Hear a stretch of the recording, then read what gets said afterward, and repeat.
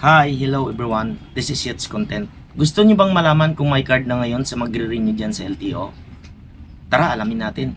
Let's go!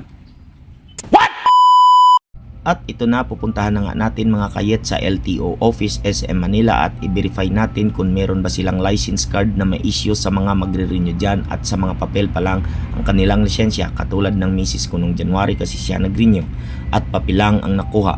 At dito lang yan sa SM Government Service Express ng 10th floor SM Manila. Pero bago yan, kakain muna tayo dito sa Balay, Ilocos. At dahil na naman yan mga lod sa sinanglaw, walang kasawasawang sinanglaw mula sa Benguet, Kalinga at Bigan. Masarap kasi yan mga lods, try nyo na. At shoutout din kay ate. Saan? Ilocos ka rin? Bisaya kasi. Bisaya. Ilonggo ako eh. Ano to sa content? Yets Content. Facebook tsaka ano yan, may YouTube din yan. Salamat. At shoutout din kay Mary Joy. Salamat sa bago kong screen protector. Naudlot kasi yan ang kain ni ate dahil sa akin. Pasensya na uli ate Mary Joy. Ang daming pila sa DFA oh. Mga kababayan natin mag-approve.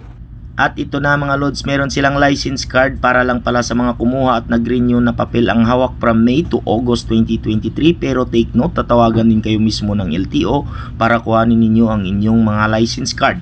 Ayun, malinaw na kung kukuha kayo ngayon or mag-renew ng inyong mga lisensya ay wala, as in wala pa rin card. Ayun, malinaw pa sa sikat ng araw. So, allows pa rin pala. No, no, no, no.